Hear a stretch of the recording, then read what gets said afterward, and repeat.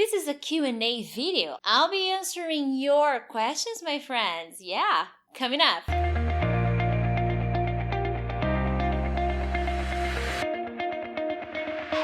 Hey friends, Teacher Prix here to help you talk to anyone, anywhere, anytime in English. Thank you so much for joining me on another English lesson. From Monday to Friday, I post different kinds of English lessons, lots of things here on my channel. And I decided to do something different. A few days ago, I don't know when you're watching this video, but it was in February, I posted on the community tab. I made a post and I asked you guys to ask me questions. And what was the purpose of that? Well, I wanted to answer these questions. So voila, I think I got about 15 questions. So I'll be looking at the questions and I will be answering them. Yeah, real time. I will not be doing a lot of editing in this video. I think it should be as natural as possible. I did take some notes, so I'm here and I'm on my computer next to me so that I can remember everything, okay? Hamid from Algeria asked, I memorize several words a day, but I forget it quickly. I imagine that you want to know what the problem is. First of all, Hamid, you are not memorizing words daily, okay? I think the first thing you need to understand is just because you learned a new word doesn't mean you memorized it, okay? So the problem is you're probably forgetting these words very quickly because you do not have a consistent review process, okay? And just knowing the meaning of the word doesn't make you a master of that word, okay? Doesn't mean you memorize that word. So just because you know it doesn't mean you have memorized it right here. So if you come across a new word today, you need a little bit of time until you memorize it, okay? So what is your memorization process? What are the steps you follow to really memorize that word? And I have some videos here on my channel where I talk about how you can memorize words. But every day when you come across a new word, you need to create a process to remember that word. You will not remember it automatically, and knowing the translation doesn't make it easier to memorize it. Just because you know the meaning doesn't mean you will have memorized that word, okay?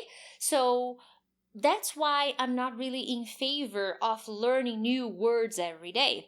That's what I said in my previous video. Why don't you come up with a list of 5 or 10 words and then study those words for at least a week, okay? This will help you memorize words more easily.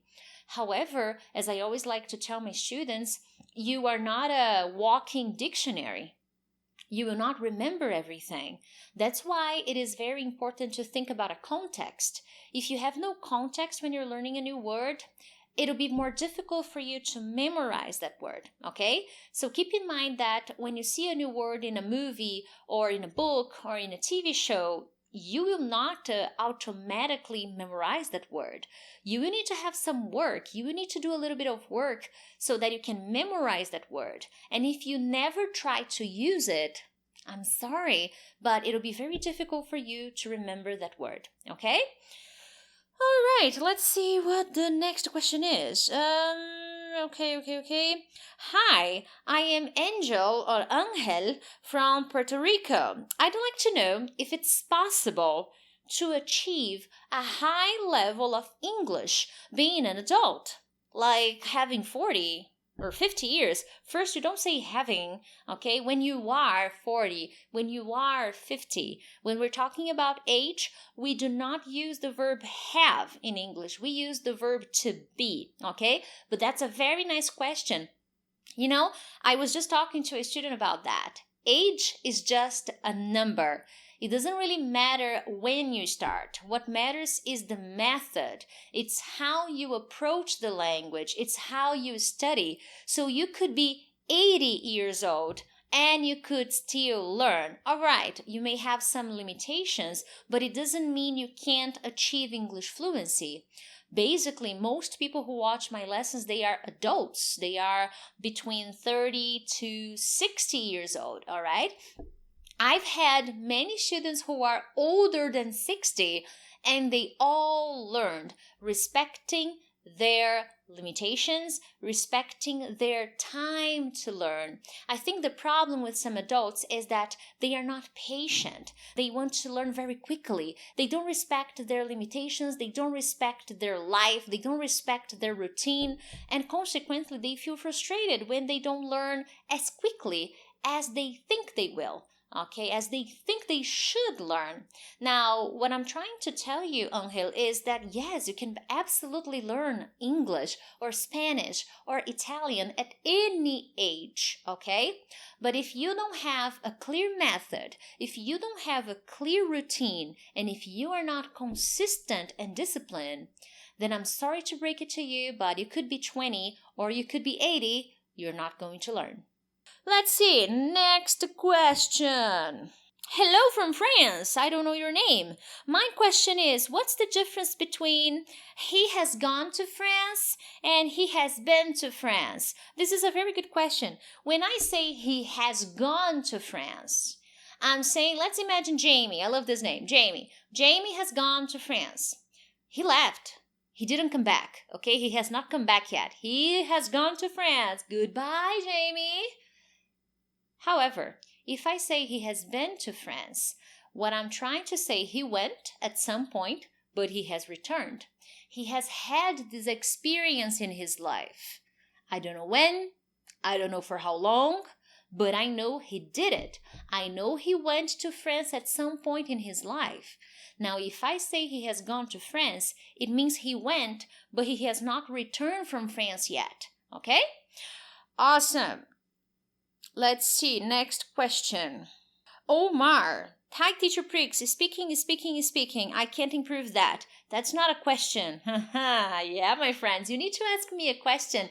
You need to tell me what your question is. And remember, this is something I always tell in my channel. I'm always telling you guys, the more general you are, the more difficult it is for me to help you.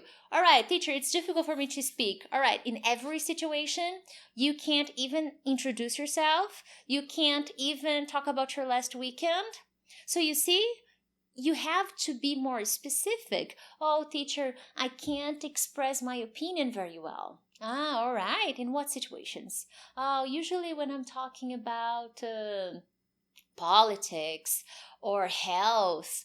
So you need to start thinking about the situations, because when you do that, it'll be easier for you to prepare yourself, because your speaking problem could be a combination of things. It could be grammar, it could be because of your vocabulary, it could be because you've never had a consistent study practice. There could be so many things to explain why you don't speak. All in all, I would need a little bit more information to be able to help you a little more, okay? But most of the time when students cannot speak, it's probably because they have never had a clear method and consistent study routine, okay? All right, let's see the next question. And hey, if you're enjoying this video, make sure to hit the like button. I intend to do this weekly, but I depend on you guys. So on Monday, I don't know when, I don't know what Monday, I will make another post on the community tab, and then you guys will be able to post your questions and I'll be answering your questions. Yeah. Let's see. Hello, teacher. I am Mahdi from Iran. I don't know if I'm pronouncing your name correctly. Sorry about that. And I like your teaching. What's the difference between education words like training and education and instruction and so on? Thanks. Guys, when I ask you, I'm very grateful you're posting your questions, but the more general you are, the more difficult it is to help you. But let me try to help you, okay? Training.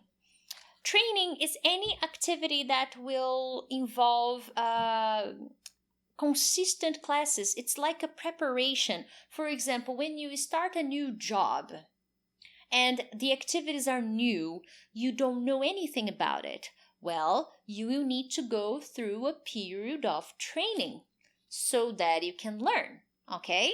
So maybe it's a week. It's a week long, so you will go through training. You will be practicing. You will be training until you master that activity. Instructions, I'm telling you exactly what to do. Usually when you are cooking something, you have the ingredients, you know what you need to use, what are the kinds of food that you will need. And after that, you have the instructions. They will tell you exactly when to put the ingredients, in what order you have to put the ingredients. So usually that's basically the difference between training and instruction. When I'm giving a training, I'm telling people more specific pieces of information to help them do something.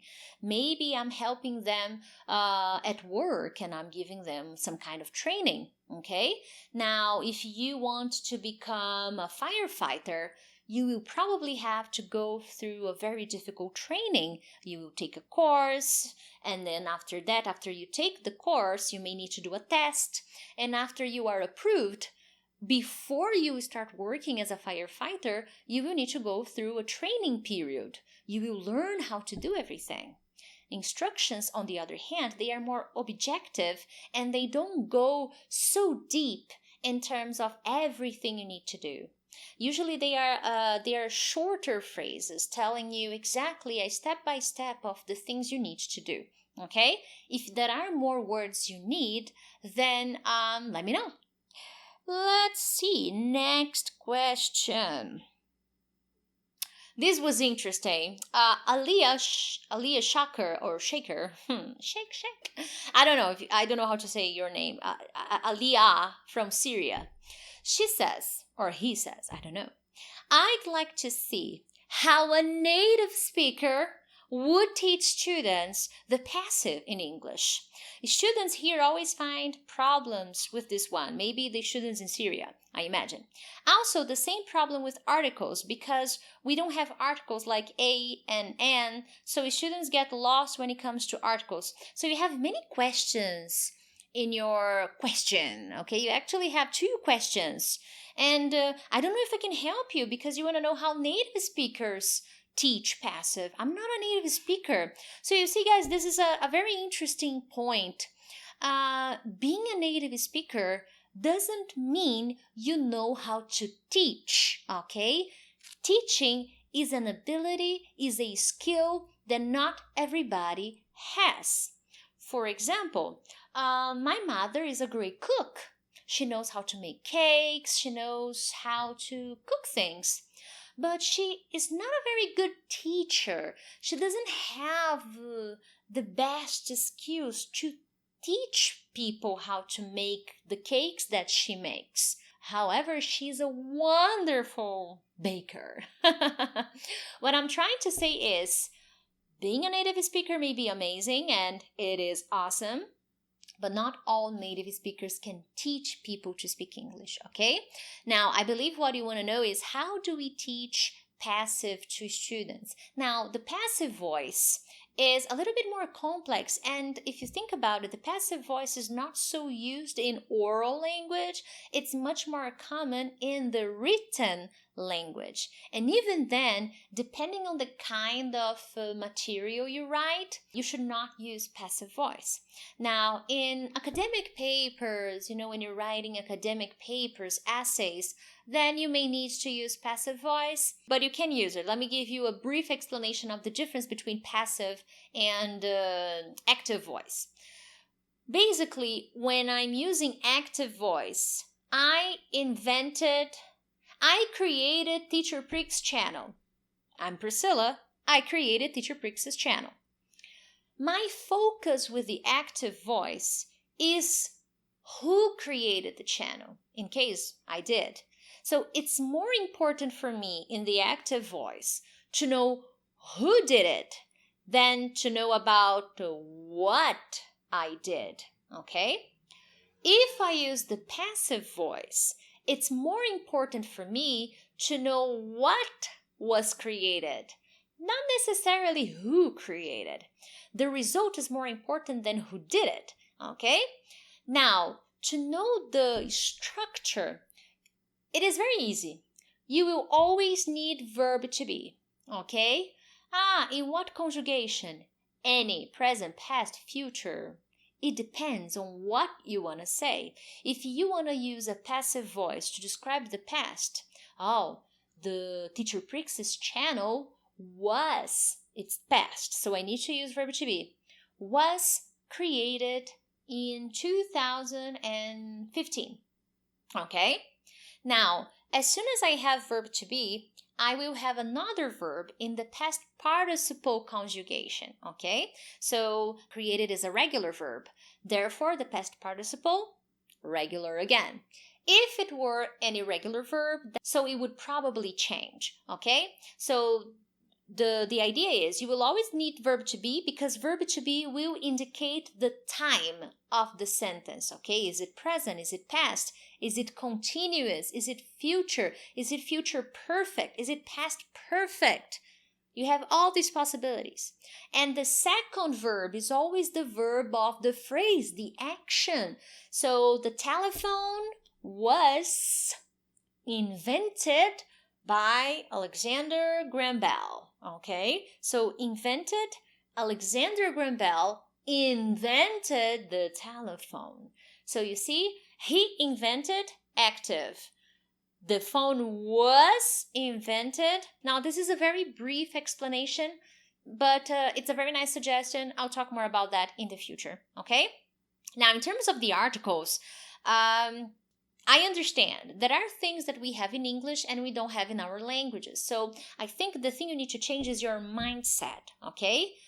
You don't have it in your language, it's fine, okay? So you need to find more examples of articles in the English language. You will only learn something by the repeated exposure to that lesson. So if it's something that you don't have, it's okay. This just means that you need a little bit more exposure. You need a little bit more repetition so that you can understand and really start implementing the articles in the English language so that you can speak a little bit more correctly, okay? Now, this happens to people from all over the world. It's not just in your country. So what I'm trying to say is the more exposure you have, the easier it'll be for your brain to grasp the idea of articles in English, okay?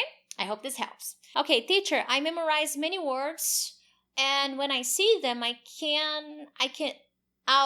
see them, I can remember, but in the speaking, poof, I cannot remember them or use them. What do I do? Well, if you listen to words and you recognize them, if you see words and you recognize them, but when you have to speak, you don't, what do you need to do? Yes, my friend, you need to practice your speaking, but intentionally. Oh, but teacher, I don't have anybody. It's okay, you can practice by yourself.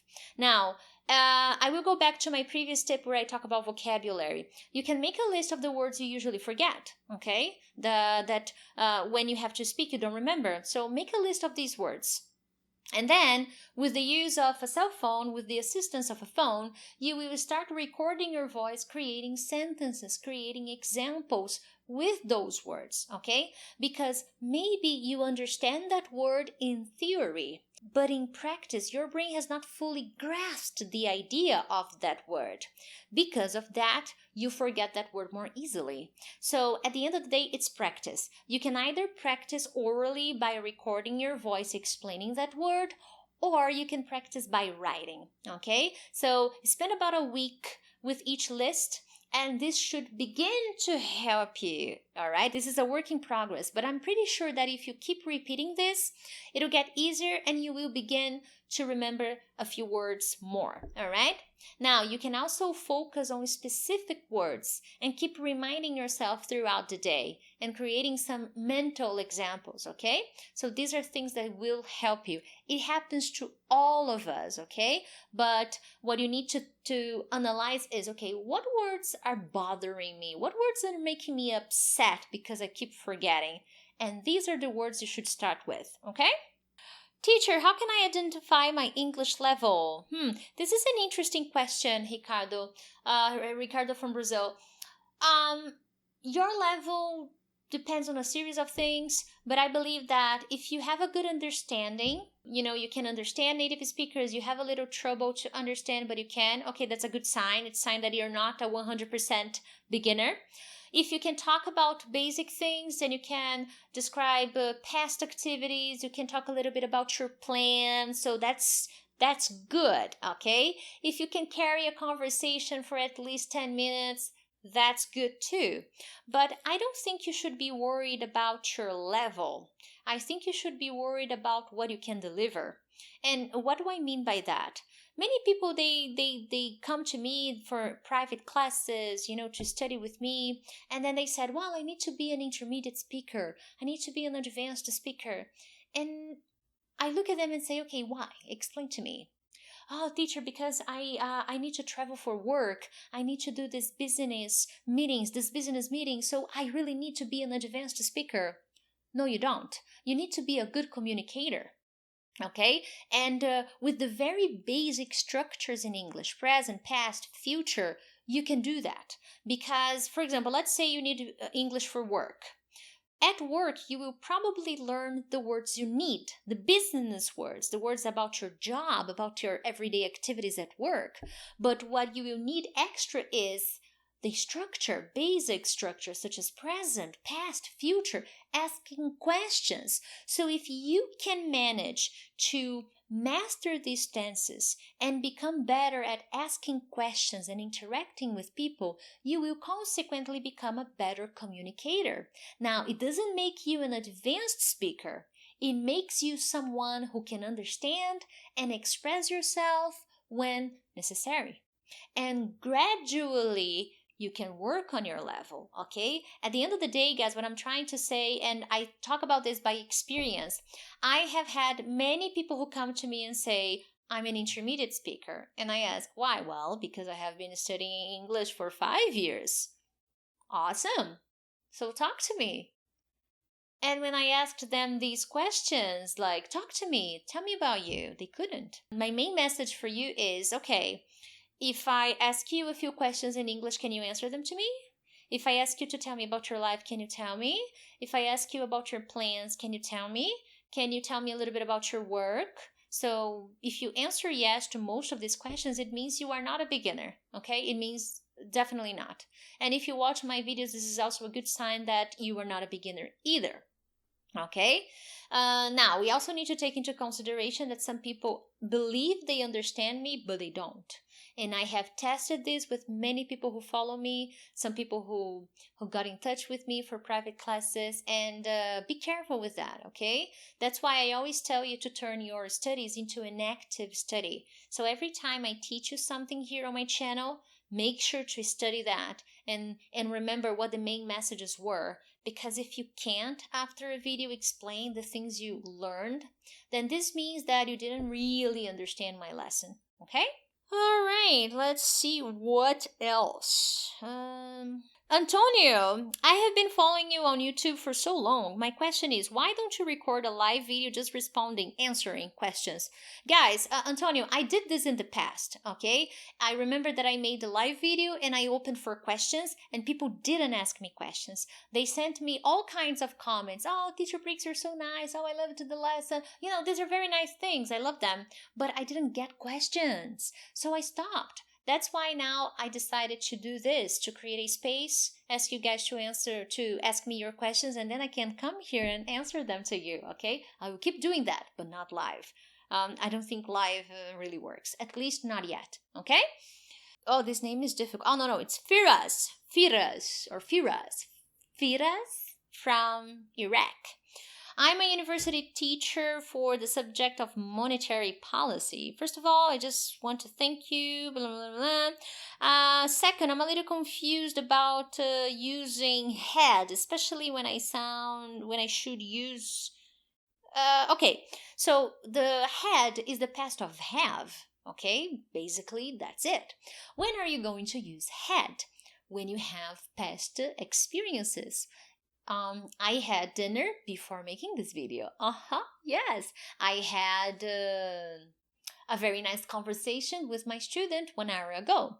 So I think your question is, in what situations you use have Probably because you don't know important collocations with the verb have. For example, what is a collocation? Have a job interview. Okay, I had a job interview. Okay, it's not I made, it's not I took, it's I had a job interview. Now, many students don't know that, so they don't know when to use have. So study collocations with have, popular collocations with the verb have, because there are many collocations with the verb have that students don't know. Now, if you're asking about past perfect, that's a different conjugation in English, okay? Usually the past perfect is the verb had, which is not a verb here anymore, plus a past participle verb, okay? The third conjugation, the third column of the verbs do, did, done, go, went, gone, okay? So the past perfect is always going to describe an activity that happened before another activity, okay? Now, I will make a video just to talk about that, but I believe that your main concern is important collocations. So you can Google that, okay? Important collocations with verb have. Now, to use had, you just have to think about these expressions in the past. So I had a lovely weekend. I had a wonderful time last night. You see? Collocations, okay? Let's see what else. Hello, my name is Danielle from Mexico. I would like to know if when we introduce ourselves, we must say our name as a native speaker, or we should do it as we do it in our language. Dude, quick answer. Your language, okay? Your name is your name. Now, it will be difficult for the native speaker to pronounce your name, but your name has no translation. There are some very historical names that may have some different variations, but it's your name. So if your name is Danielle, you have to say Danielle, okay? You don't say Daniel. That's not your name. That's not how people call you, okay? So you say Danielle. My name is Danielle. Okay, my name is Priscilla. Now, when I do say in English, I sometimes say Priscilla or I say Priscilla because there is a very similar name, okay? But if you change your name completely, then it's not a good idea. The same thing happens for many other kinds of names. I have a friend whose name is Tiago. And I remember that when he was abroad, he lived in Canada, he told me that people would call him Thiago, okay? Now, can you imagine him telling people, oh yes, my name is Thiago? No, his name is Tiago. Now, if the native speaker has a problem with that, I'm sorry, but that's not my problem. It's the native speaker's problem. Maybe what you will need to do is spell. You will need to spell your name, okay? To help. Come on. All right, the next question is from Alpha Omar. He is from, oh my God, I don't even know how to pronounce this country. Guinea. I really don't know. I will have to check. But I will write it down somewhere here. Now, he wants to know which is the best way to learn English for speaking fast like you.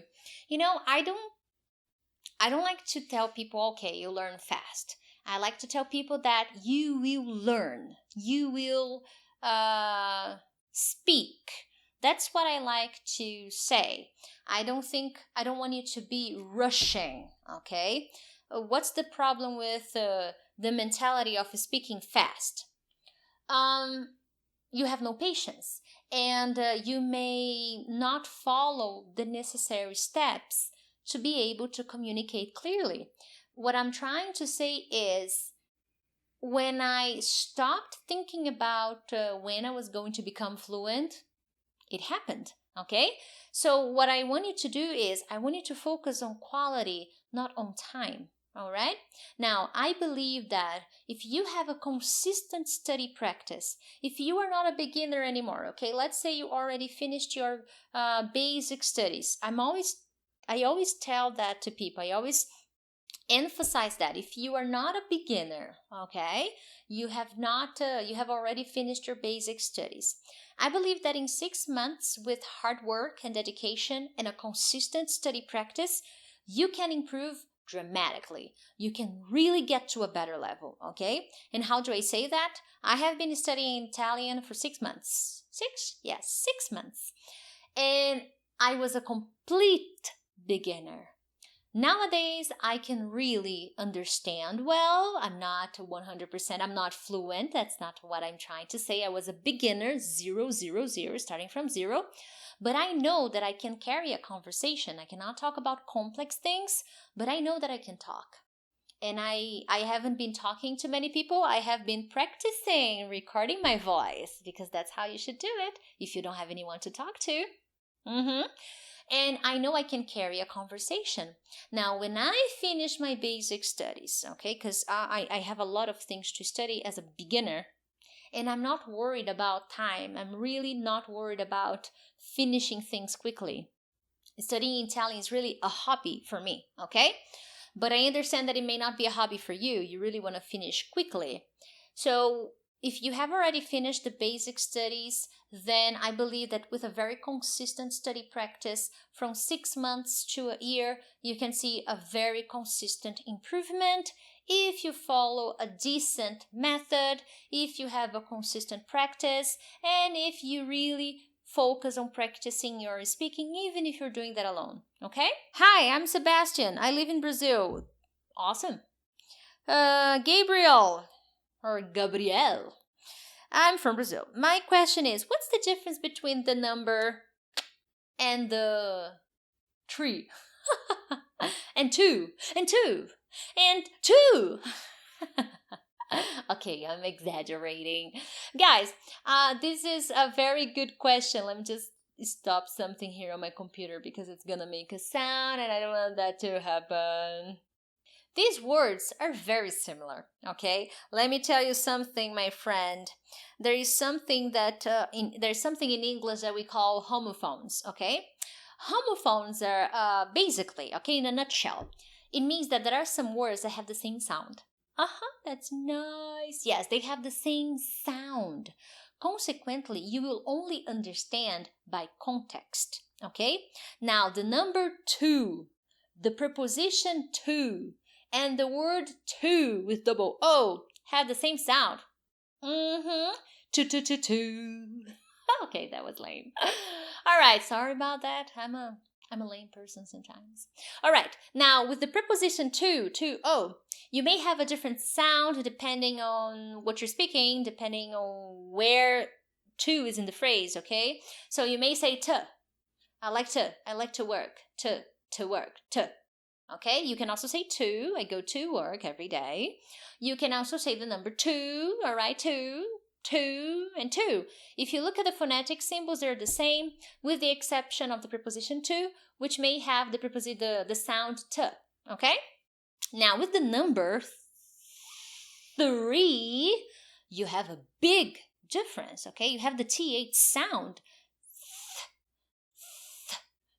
3, okay? This TH sound is only air. There's no vibration in your vocal cords. 3. Now, the object that you can see here on the screen is tree.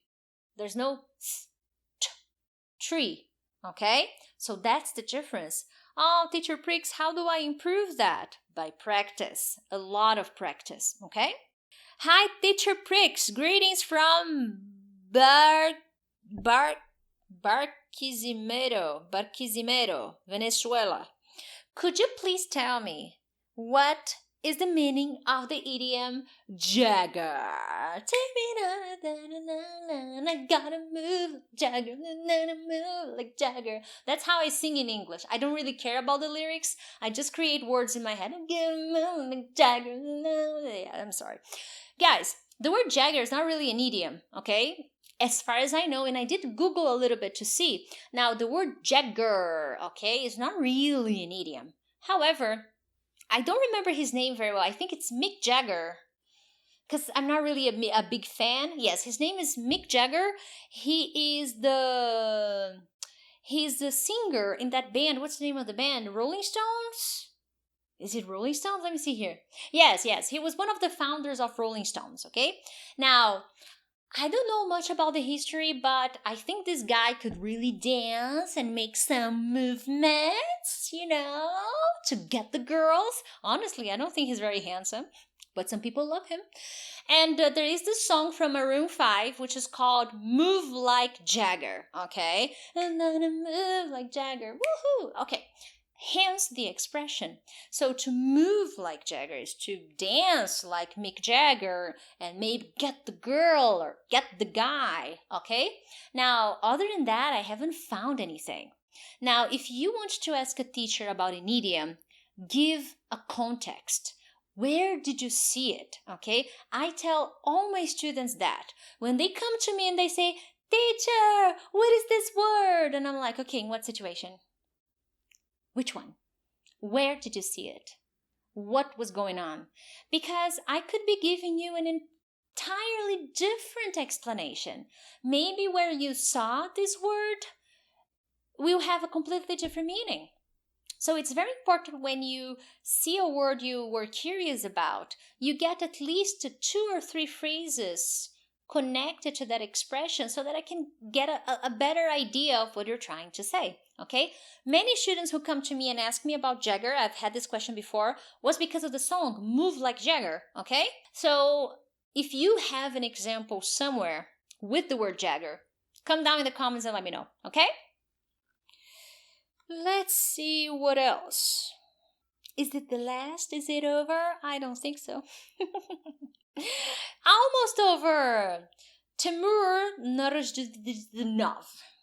That's how I say your name. Hi. When will you go to home? When do you go to home? No to. Let's make your life very easy. Say goodbye to to. No to with go home. The expression is go home. I will go home. I'm going home. I went back home. I need to go home. I go home at 9. I go home every day. I go home. Okay? No to in any situation. Unless it's a different verb, then I don't know. You would need to explain to me. But usually with the word home, you don't really need a preposition. Stay home, go home, okay? I don't really have many. Get home is also possible. So no to, okay? Other than that, my friends, if you enjoyed this lesson, this Q&A, let me know. Share it with your friends. There are lots of pieces of information here, lots of useful stuff. So make sure to share. Hit the like button, and next week, I don't know when, but next week, I will make another post on the community tab where I will ask you guys to post your questions so that I can make another video like this one. Thank you so much, and I'll see you next time. Bye!